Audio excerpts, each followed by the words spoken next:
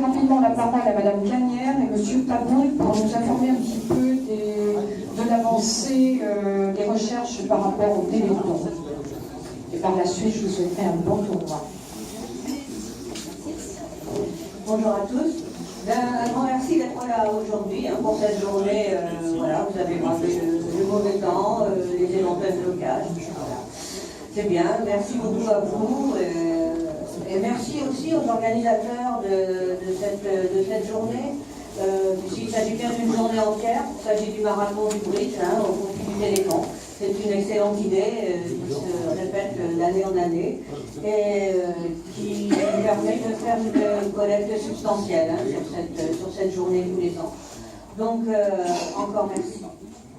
Voilà, donc en ce qui concerne les avancées du Téléthon, bon, ça avance très lentement pour les malades, qui trouvent bien sûr que c'est beaucoup trop lent, mais ça, malheureusement, on n'y peut rien. Mais ça avance quand même très vite à l'échelle du temps recherche, si on peut dire. Puisque les 1000 chercheurs, là, enfin, je parle des 1000 chercheurs qui sont financés par le Téléthon, sans compter de tous les chercheurs qui sont financés de d'autres façons, bien sûr. Donc nos 1000 chercheurs, là, après avoir, il y a pas mal d'années maintenant, permis de faire la carte du génome en gagnant bien une bonne quinzaine d'années sur le programme prévu. Maintenant, en ce qui concerne les maladies génétiques en ce qui concerne la thérapie génique et la thérapie cellulaire, à faire quelques petits exploits qui ne sont pas négligeables.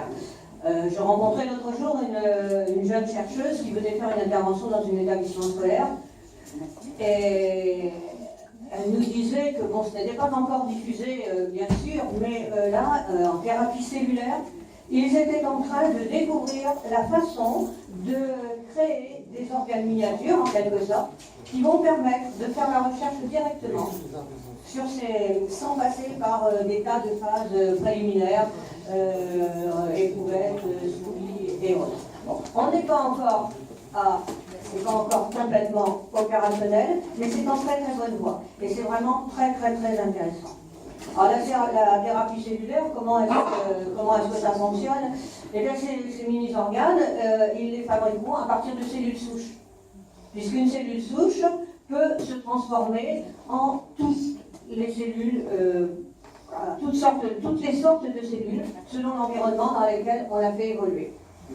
Une cellule souche, par exemple, peut devenir une cellule de peau, peut devenir une cellule cardiaque, peut devenir toute autre chose. Voilà. Ne me demandez pas comment ça fonctionne. Je ne suis pas spécialiste scientifique, loin de là, mais je suis complètement fascinée, moi. J'ai l'impression d'un petit peu de magie là-dedans, voilà. Mais de la magie qui est vraiment, c'est pas de la pure magie quand même. Il y a énormément de connaissances, énormément de recherches derrière. En ce qui concerne les maladies, je ne vous énumérerai pas les maladies qui sont en cours d'essai clinique parce que ce sont des noms extrêmement compliqués, je risquerais de vous induire en erreur, c'est pas forcément intéressant. Par contre, une chose certaine, c'est que de plus en plus, quand on traite une maladie, quand on fait des recherches sur une maladie génétique, quand on fait des recherches sur une maladie rare, une maladie orpheline, eh bien on débouche aussi, par des biais différents, sur des traitements concernant des maladies communes, si j'ose dire, des maladies qui concernent vraiment tout le monde. Puisqu'on est très de trouver une solution pour la DMLA, on arrive maintenant à faire battre un cœur à partir de cellules souches. Donc voilà, c'est quand même extraordinaire. Ça c'est la thérapie cellulaire. En ce qui concerne la thérapie génique, c'est formidable aussi, c'est vraiment extraordinaire. On a découvert la thérapie génique, ça soigne les maladies génétiques, bien sûr. Une maladie génétique, c'est dû à quoi? Une maladie génétique, c'est dû à un gène malade, enfin un gène qui n'est pas conforme à ce qu'il devrait être.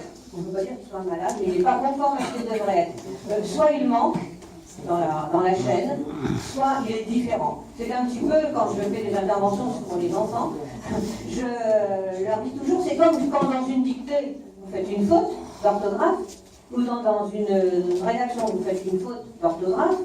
Si vous oubliez un mot, ben, votre institutrice, elle ne comprend rien à ce que vous avez voulu dire, donc ça n'a pas de sens. Si il y a une erreur dans le mot, ça peut complètement changer de sens.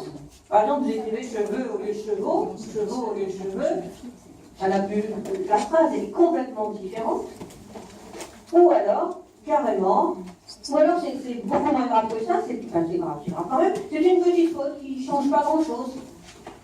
Mais, en ce qui concerne les gènes, c'est la même chose. Quelquefois, il y a un gène manquant, il y a un gène où il y a une grosse faute, et il y a un gène où il y a une petite faute. S'il y a un gène où il y a une petite faute, la maladie, elle passe inaperçue. Mais elle est là, sournoise.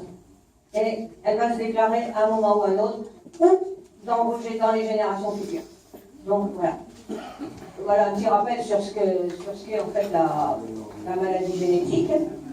Donc, maintenant, on en est au point où, quand on trouve un gène malade, puisque quand on découvre une maladie génétique, maintenant les chercheurs arrivent à isoler le gène malade, et dans plusieurs cas, je ne dirais pas dans bien des cas parce que c'est pas encore suffisant, mais dans plusieurs cas, eh bien, on arrive à remplacer ce gène malade par un gène sain fait en laboratoire. Donc, là, moi je dis que c'est quand même extraordinaire. Hein, c'est vraiment extraordinaire. Alors, le seul petit problème qu'il y a encore, c'est que ça dure il y a quelques années que cette thérapie a été mise en place, donc on n'a pas beaucoup de recul par rapport à la durée d'amélioration, la durée de guérison, et on n'a pas beaucoup de recul non plus par rapport aux éventuels effets secondaires. Alors comment est-ce qu'on fait pour remplacer un gène malade par un gène sain? Eh bien, il faut le transporter à l'endroit où il doit être. Ne me demandez pas comment il arrive au bon endroit, je n'en sais absolument rien. La seule chose que je sais, c'est qu'on le transporte à l'aide d'un virus, puisque les virus vont se loger là, sont très très forts pour rentrer à l'intérieur du corps et exploser là où il faut. Donc on inocule ce gène, ce nouveau gène, dans un virus, désactivé bien sûr, parce qu'on ne va pas rendre malade, surtout que très souvent c'est le virus du sida qui sert, parce qu'il est très très puissant pour venir atteindre sa cible. Hein. Donc très souvent c'est le virus du sida. Ce virus désactivé bien sûr, mais il est inoculé et on obtient les résultats que l'on souhaite. Le premier résultat qui a été obtenu, c'est l'enfant, ce qu'on appelait l'enfant, le bébé bulle, qui n'avait aucune défense immunitaire. Et maintenant, on arrive à les soigner dès le départ. Une seule injection, un seul gène, enfin une seule injection de ce gène sain, et l'enfant est guéri à tout jamais. On n'y revient pas. Pour se condenser pour le moment, bien sûr. Hein. Pour d'autres cas, alors d'autres cas sont en cours d'essai. Voilà. Parce que les essais thérapeutiques, ça dure des années. On ne peut pas absolument pas. C'est bon. Voilà. Donc, écoutez, en termes scientifiques, je ne peux pas vous en dire beaucoup plus. Hein. Après, vous avez tous les sites de recherche, vous avez tous les sites téléphoniques qui peuvent vous en dire beaucoup plus. Moi, je vous parle un petit peu là du côté un peu merveilleux de la chose. Hein. Voilà. Bon. Mais tout ça, évidemment, ça coûte énormément d'argent. Ça coûte très très cher, parce que 4 laboratoires sont quand même 4 sites qui ont été créés. Hein. Un pour la myopathie, pour les maladies neuromusculaires, un autre pour les maladies électriques, pour les maladies, les recherches de thérapie cellulaire. Enfin bon, donc 4 sites fonctionnent, hein, et plus de 1000 chercheurs financés par le début. Donc voilà la raison de ces journées, de ce week-end. Voilà. Donc merci pour votre générosité, parce que tout ça c'est grâce à vous. Hein. Peut-être sans Téléthon, on y serait arrivé, mais on y serait arrivé en beaucoup plus de temps. Hein. Donc merci à vous tous et puis profitez bien de votre journée. Et n'oubliez pas, demain, mangez des crêpes, puisque le fil rouge du Téléthon national cette année, le défi, c'est de faire plus d'1 million de crêpes. Alors demain, mangez des crêpes, hein, voilà, autant qu'il fait, c'est bon. J'ai oublié de dire un petit quelque chose sur les dons, je pense. Sur les dons, vous m'avez demandé. Merci. Oui, merci.